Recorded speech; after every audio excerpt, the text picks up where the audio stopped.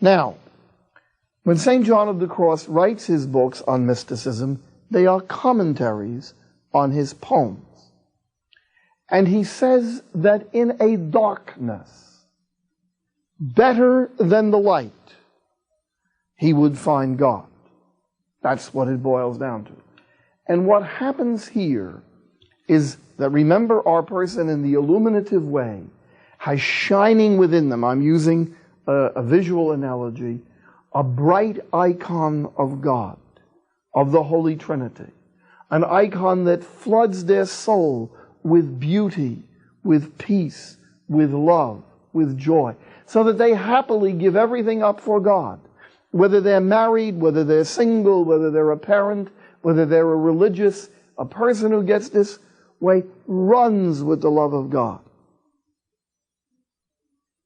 And then they make what seems to be the worst tactical error you could ever make. They say to God as they approach him very closely, as they are drawing into union, and the only defense mechanism left, all that rationalization, all that other garbage is gone. The only thing left is that they are burning up their own interior powers with the love of God. And they say, "Let me see you," and he does.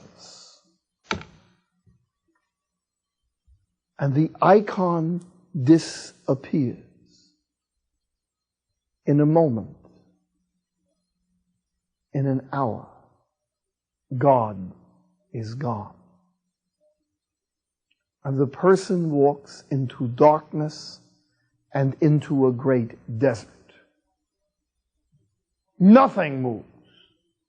The beautiful skies of the illuminative way give way to the desert sky without a cloud, blue, with the burning sun right overhead. The beautiful valleys of the spiritual life are now the death valleys of the desert. And nothing moves. If you ever go to the desert, walk away from your car. Don't go too far, you get lost. And sit down on a rock and just look at the desert. An utterly unforgiving scene. You're relieved to see a snake crawl across the desert so that something moves. It's like a painted world. Silent, dangerous, deadly. The first dark night. And this is why I say that the other darknesses that we experience along the way, however real, do not deserve to be called this great dark night. They are dark nights, but this is the dark night. And it never ends. It never goes away. It doesn't suddenly get transformed. It doesn't stop or come to a halt or someone make up their mind to get out of it. Oh no. No, no, no. That's it. Period. Because God is not an icon. God is a consuming fire. Deus inus consumens. And the person sits there bereft of all of their sensible awareness of God in the desert. I hear people, I hear religious, I hear priests, I hear Christians complaining about this and bellyaching about that and telling me that they can't do this for the love of God. And I say to myself, what will happen when they get to the darkness? And what will happen is they probably never will get there in this world. It would be too dangerous for them. They'll have to face it in purgatory. They haven't got the guts. God only lets people get there who have the bravery and the ability to hang with him to cross the desert. He doesn't let people explore this Antarctica who aren't prepared by many years of training. I've talked to them. I've never been there. But I've talked to them. You know what they have? St. John of the Cross put it in words. Nada. Nada, nada, nada, nothing, nothing, nothing, nothing. And they hold on simply by will and by the grace of the Holy Spirit. That's all they contribute. Their mind is blank. They feel like nothing. Oddly enough, they can do their work. God gives them the ability to go about their work. Their friends depart from them. People betray them. They're left alone. They're dull. They're uninteresting. They used to be fascinating people, but now they're in the illuminative way. Everybody loved the light of the illuminative way, but now people, when they meet them, they pick up the desert, the howling winds of the desert, and they say, oh, I don't want to get near that. I'm afraid. St. Teresa says that. People run away from them. And not for no reason. People pick out that this once happy, leading, cheerful, illuminated soul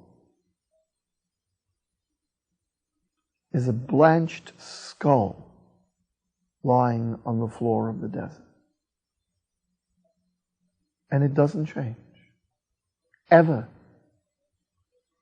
But what happens is that by reason of what St. John of the Cross says, the naked will of the person, deprived of everything else, the person clings to God. And they need all the gifts of the Holy Spirit now, wisdom, understanding, especially courage.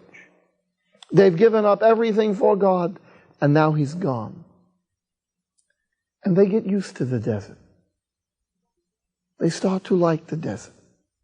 You know, the desert has a mysterious beauty of its own. If you're not afraid of the desert, you can stay there, and you become like a Bedouin, seasoned to the desert, living on stuff that would kill other people, with no companions. Your soul is blanched and dried up like the Bedouin in the desert. You can walk through places that no one would ever dare to go. You can find an oasis, a little watering hole here or there to keep yourself going. And then people begin to approach the infinity of God. And there descends upon them an extraordinary silence. Oh, please, don't ever make such a person the pastor of a parish, or the bishop of a diocese, or a religious superior. They'll be useless.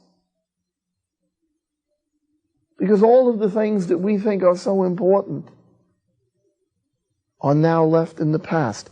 And if they are able to do this, it is by sure willpower. So many things that are so meaningful to us, no matter where we are in the spiritual life, are dead to them.